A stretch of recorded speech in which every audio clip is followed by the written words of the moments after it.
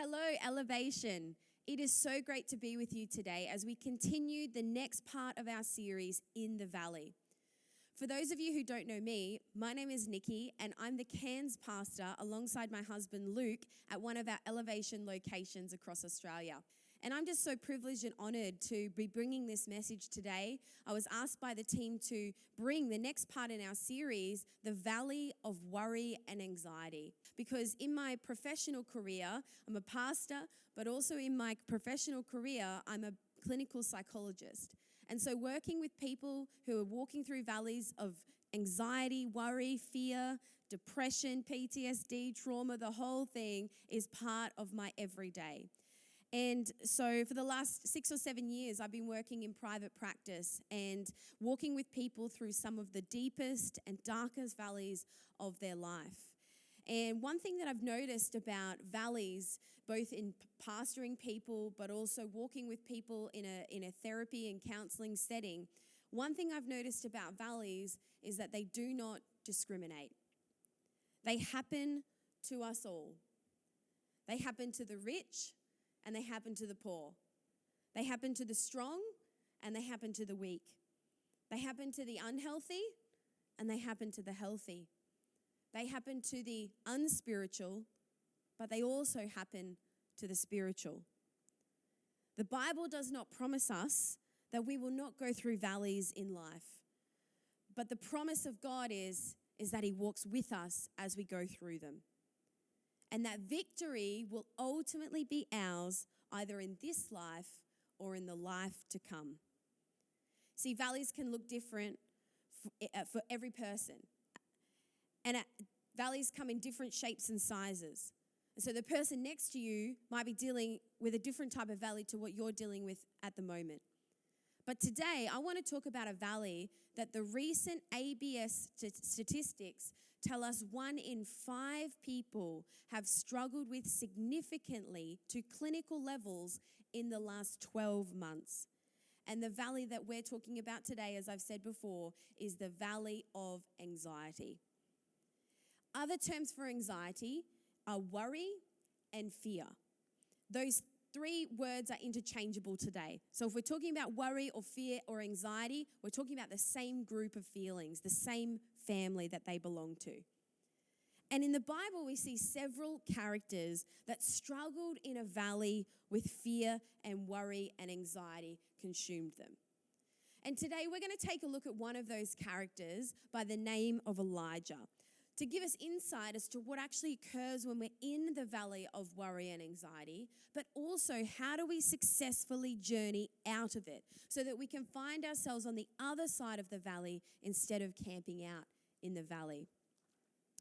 Now, let me give you some context about the prophet Elijah. Elijah was a prophet, and God had sent him back to Israel, to the king of Israel at the time named Ahab, to bring a message to him. And the message was that rain was coming. Now, Ahab was married to a particularly difficult woman named Jezebel. Now, Jezebel was a devout worshipper of a pagan god named Baal. And consequently, because of her devotion to this god, she slaughtered all of the prophets of the Lord that could be found in Israel. And Elijah believed that he was the only one left. There was a massive slaughtering of the prophets of God. And because of the people's wickedness and because of the wickedness of the leadership, a severe drought had come across the land in Israel. And God sent Elijah to go back and tell Ahab that rain was coming. But before Elijah brought that message, he aimed to influence the people of Israel and the leadership to come back to the one true God. And so he sets a task, he sets a test for King Ahab. And he says, well, if your God is the real God, set an offering for him and ask for fire to come down from heaven. And if fire ignites this offering, then your God is the one true God. But I'll do the same. I'll build my own offering and I'll do the same and I'll call fire down from heaven. And if fire falls on my offering, then we know that my God is the one true God. And so they take him up on this test and they begin to build their sacrifice to Baal, and they begin to call down and shout at heaven and call down the fires of heaven on this sacrifice. And of course, it's no surprise to us that nothing happens. And then Elijah, to try and prove his point, he pours buckets and buckets of water 3 times on his offering before he begins to call down fire from heaven. And then he calls down fire from heaven, and what do we see? God comes through on his promise. He lights up that offering, and an amazing miracle happens. And in one moment, the people begin to turn towards the Lord God again. And they begin to proclaim, your God, Elijah, is the true God, the one true God. And so what Elijah ends up doing is, in an effort to try and really wipe out the worship of Baal, he kills the 450 of their prophets so that there would be no more worship of Baal. And when he does this, the rain begins to fall, and the drought-stricken land is drenched with water again. It really was an amazing mountaintop moment for Elijah, one for the highlight reel. However, this mountaintop experience is shortly followed by the beginning of Elijah's valley low experience. You see, when Ahab got home from his journey, he went and met with his wife Jezebel, as men do and husbands do when they get home after a trip. They come and debrief. Or oftentimes, it's normally, I know for me, I want to know everything about the trip. So I'm like, tell me everything. And so Jezebel's, inquiring, what happened while you were away? What happened? Ahab explains to Jezebel what happened with this offering with Elijah, and that Elijah had killed 450 of the prophets of Baal. And if we pick up the story from 1 Kings chapter 19, verse 2, it says this. So Jezebel sent a messenger to Elijah, saying, may the gods punish me and do so severely if I don't make your life like the life of one of them by this time tomorrow. Then Elijah became afraid and immediately ran for his life. When he came to Beersheba that belonged to Judah, he left his servant there. But he went on a day's journey into the wilderness. He sat down under a broom tree and prayed that he might die. He said, I've had enough. Lord, take my life, for I'm no better than my fathers. Then he lay down and slept under the broom tree. Elijah's mountaintop moment was shortly followed by a valley low experience. And this low was defined by intense fear, worry, and anxiety, triggered by the threats of Jezebel to kill him. Now, I don't know about you, but I find this incredible that Elijah behaves this way. I mean, he has just seen the most amazing miracle from heaven. He has just seen that God is with him, God is for him. He just saw fire come from heaven onto a sopping wet sacrifice. But then he gets a threat from one woman named Jezebel, and he goes running for his life. He flees like there's no tomorrow. But you see, that's the funny thing about fear and anxiety, that often our behavior that follows these feelings, it does not make sense. Or it is disproportionate to the actual threat. The way we're behaving is much larger than what the actual threat may really be. And that is because of the way in which our brain operates. And today I want to take you on a journey to show you how the brain works, because I believe this is going to be very helpful to you in understanding how you and the people around you behave in the way you do when you get triggered with anxiety or worry or fear. So let's take a look. You see, from the moment you are born, your brain is designed and wired to keep you safe. Now, in the middle of the brain here, you have a part called your limbic system. And your limbic system is designed to approach things that feel pleasurable and avoid things that feel painful or anxiety-provoking. And part of your limbic system, you have this part here called the amygdala. And your amygdala is responsible for storing all of your fear memories. And not just the content of your memory, so not just storing the things that happened that were scary or anxiety-provoking, but it stores how you felt about it. Your brain remembers how you feel about things. So what happens is when we perceive threat in our environment, in Elijah's case, it was Jezebel making threats to kill him. Our limbic system is notified. And it consults our amygdala for information. It's like it goes through the filing cabinet and sees if there's any information about this current threat that could indicate how anxious and worried we should be about it right now. Now, there's no doubt that Elijah would have known about the killings of the prophets of God under the hand of Jezebel. We know that he believed that he was the last prophet that existed. Maybe he ran for his own life when that occurred. Or maybe he just heard from it from afar. Either way, he had this memory stored in this amygdala. So when Jezebel sends a message of, I'm going to kill you, his amygdala sets off a very strong reaction in the limbic system. Now, at the very front of your brain here, you have this thing called the prefrontal cortex. The prefrontal cortex is the last part of your brain to develop. It develops when you're around about 25 years old, and we call this the wisdom part of your brain because this is the logical, rational, reasoning part of your brain. So if you think of your limbic system as the emotional part, you can think of your prefrontal cortex as the wisdom part. So in this case, when Elijah heard of the threat of Jezebel that was coming to kill him, the emotional part of his brain might have been saying, oh my gosh, this is going to be terrible. We got to get out of here. This woman is crazy. She is coming after me. We are in danger.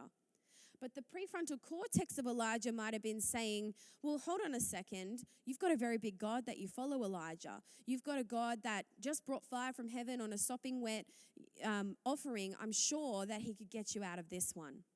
But here's the thing about the brain, is that when we get triggered in the limbic system, a fight begins to go on between these two parts of the brain. It's kind of like the angel and the demon on your shoulder, having a dialogue, having a conversation. And what we see almost always when this part of the brain gets highly triggered is this part of the brain goes offline.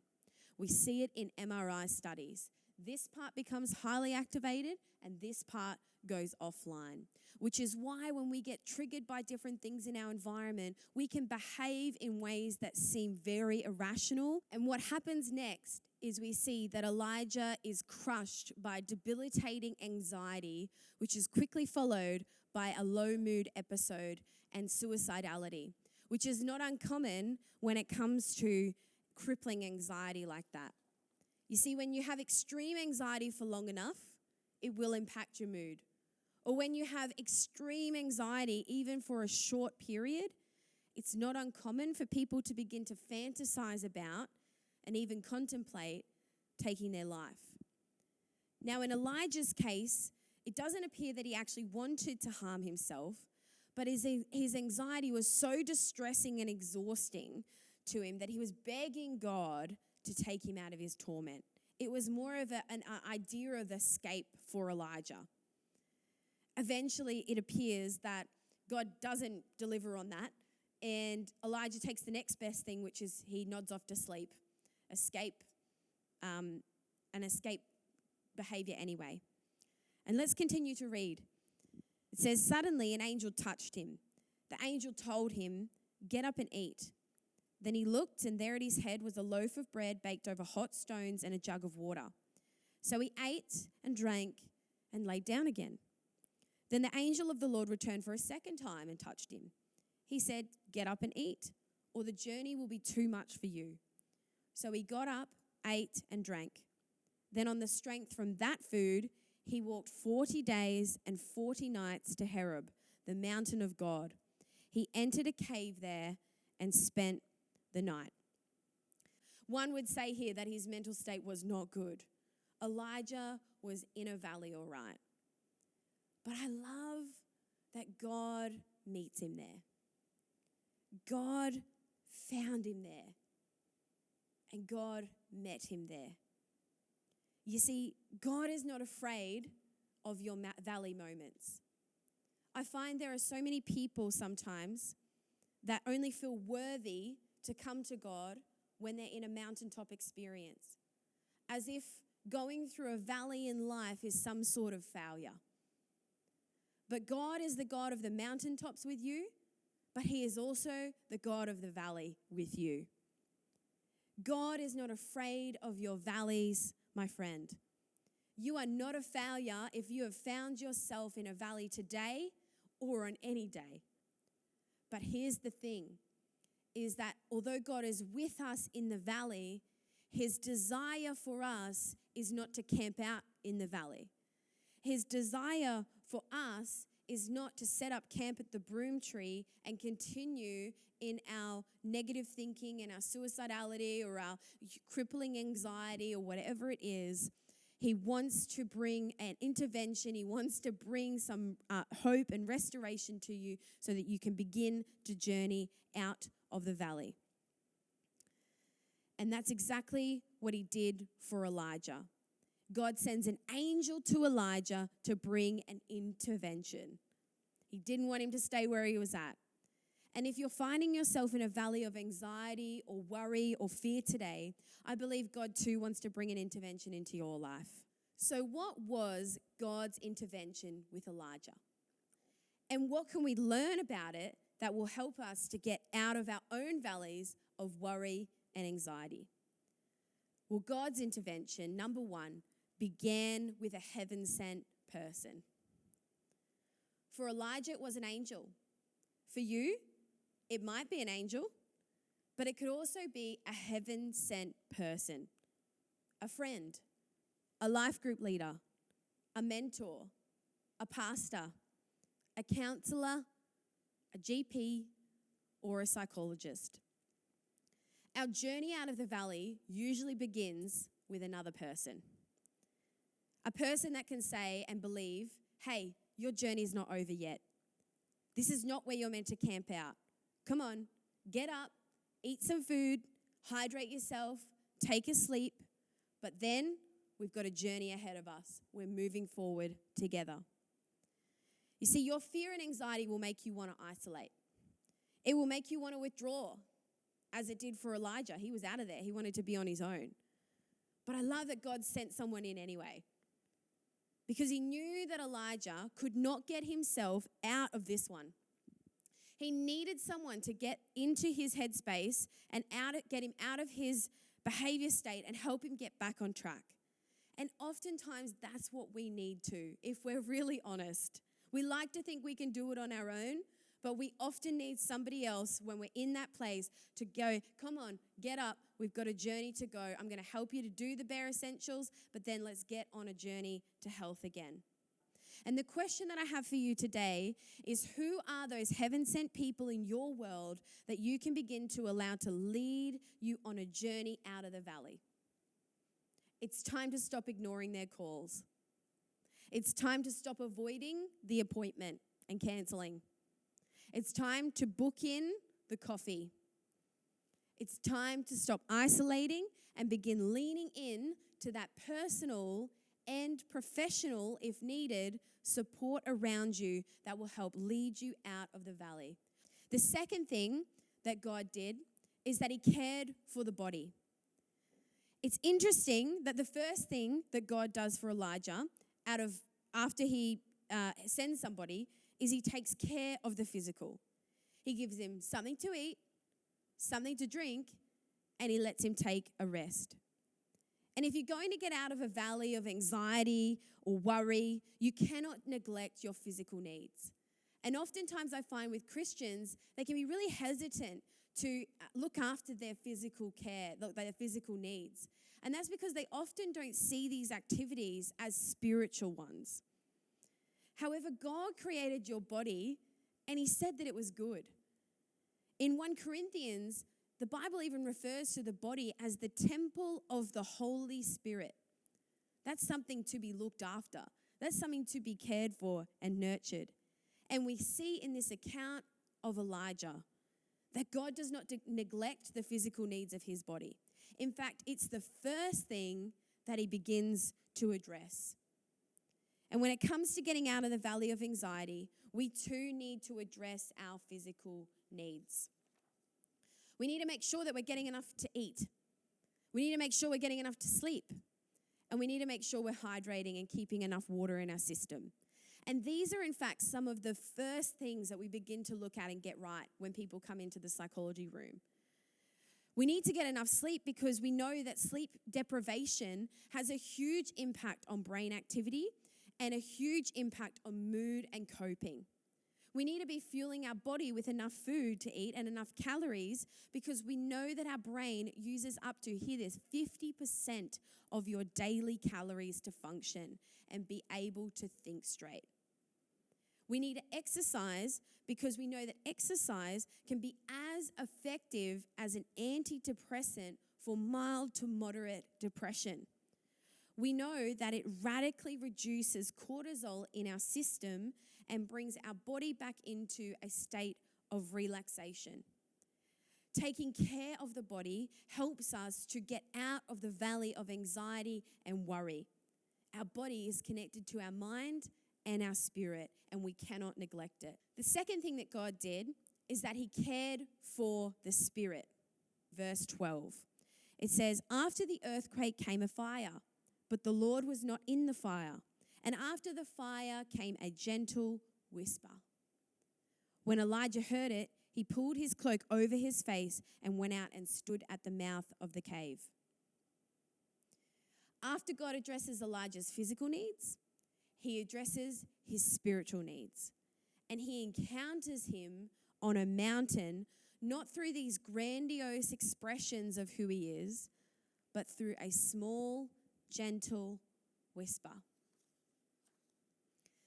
If you've ever been in a valley of anxiety or worry, you will know the experience of having your thoughts racing and feeling like every thought is screaming at you.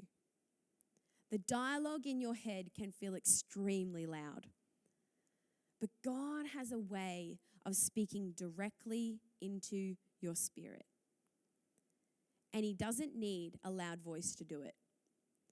One small, gentle whisper from him is enough to radically change everything in a moment. You know, I always say to people when I'm pastoring them that God can do in one moment what can take decades of therapy to accomplish. I've seen it. And Elijah hears the gentle whisper of God. And understanding the significance and the bigness and the holiness of the God who just spoke to him, he pulls his cloak over his face.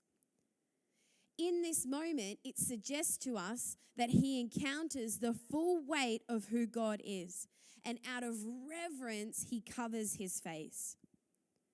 I find that amazing, that in a small, gentle whisper, Elijah has a revelation afresh of just how big and holy and powerful his God is. When your anxiety and worry is screaming at you, when your mind is full of racing thoughts and your spirit is troubled, a gentle whisper from God can change everything.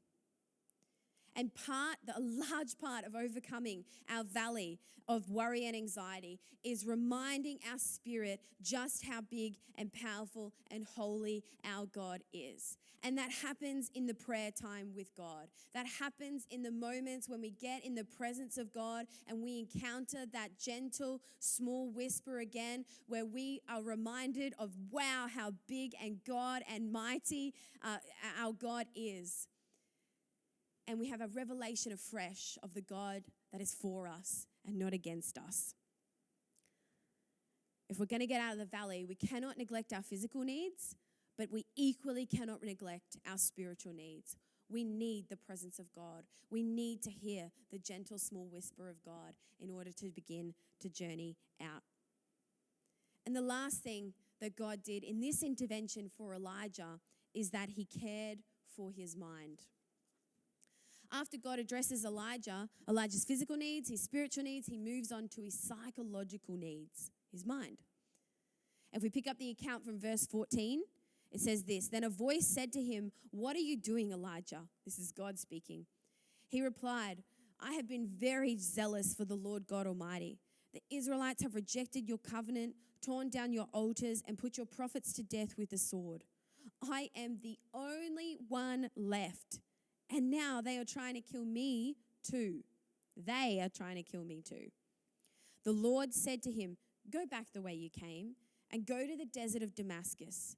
When you get there, anoint Hazael, king over Aram.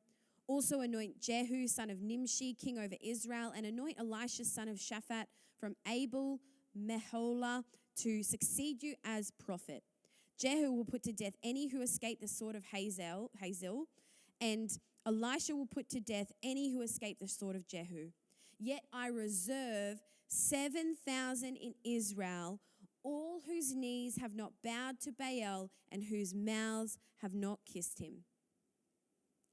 Here we see in the scripture for the first time what Elijah is actually thinking because he vocalizes it. And we see here that his thoughts are actually distorted from reality. If you can recall, just prior to Elijah's valley of anxiety, he experienced a mountaintop moment where in one moment, the people of Israel began to proclaim that his God was the one true God again. But you see, Elijah's thinking pattern was distorted. Elijah's back thinking that no one's interested in following his God at all. And that's the thing with anxiety and worry and fear, is that often it will distort our view of reality. You know, they say fear as an acronym is false evidence appearing real. F-E-A-R, fear. When we become anxious or worried, our brain develops a cognitive bias in which it will only see information that confirms our fears rather than challenging our fears. So for Elijah, his brain could only find evidence that no one was interested in following God and everyone was trying to kill him. And what he needed in that moment was for someone to challenge his thinking and point him to the real evidence. So God says to him, go back to where you came from. I have people who will fight for you and will keep you safe. But also a reminder and remember that I have kept 7,000 people back in Israel that have not turned to worship Baal and are ready to follow me. See, God challenged his thinking by presenting him with the factual evidence of the situation. Here is Elijah thinking everyone has rejected God. There is no one left to worship him. Everyone is out to get him and to murder him. And this is a common thought distortion that psychologists call overgeneralization. It's where a person takes a small piece of evidence and overgeneralizes it, makes it out to be much bigger than it actually is. And in this moment, God is so kind to Elijah that he challenges his overgeneralization. And he does this by providing evidence against that overgeneralization. There's not one Elijah, there's 7,000 people. And don't take one woman trying to hunt you down as now everyone wanting to hunt you down. And this is a skill that you can do too. Whenever you're finding yourself in a place of anxiety and worry, here's what you do. Write down what your brain is telling you and ask yourself, are these thoughts based on facts? What is the evidence for this thought being true? But also, what is the evidence for this thought being false? Write all of these down. And what you'll more than likely find is that your thoughts have been distorted from reality. And you'll be able to see more accurately what the truth is when you weigh up the facts involved and the evidence for those facts being true or false. When your thoughts become more rational, you will more than likely feel far less anxious and worried, and you'll be able to problem solve better as to how you're going to journey yourself out of the valley. What we see after God's intervention with Elijah is that he gets out of the valley and he gets on with living on mission again. He goes and anoints the next prophet, Elisha, and he gets about doing what a prophet's meant to do again. And I believe that God's intervention with Elijah that journeyed him out of that valley of worry and fear is also something that we can take advice from and take insight from today and apply it to our own lives. So let's quickly recap as we wrap up this message today.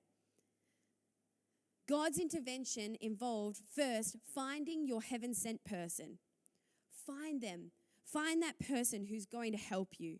Don't do it alone. Engage your personal and professional support. Number 2, begin to care for your physical well-being. Eat well, sleep well, exercise, look after yourself. Number 3, nurture your spirit and make sure you are hearing the whisper of God in your ear. Spend time in the presence of God. Seek the encounter. Listen for his voice. And number 4, challenge your thinking by examining the evidence for and against your thoughts. Look for the evidence. Journal. Speak about your thoughts with others and engage a psychologist to build more skills in this area if it's particularly difficult for you. You know, today, I believe that these tools, if applied, will be life-changing for you to help get you out from under the broom tree and begin making your journey out of the valley of worry and anxiety. Friend, God cares for you. He cares about your mountaintop experiences, but he also cares about your valley experiences too. And he's promised to never leave nor forsake you. He is with you. The valley is not where he wants you to camp out, but it's the place where God wants to help you journey through.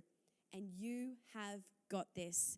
And I know that on behalf of all the pastors at Elevation, we can't wait to celebrate with you when you arrive on the other side of your valley and you're celebrating freedom from anxiety and fear and worry. We can't wait to receive that praise report.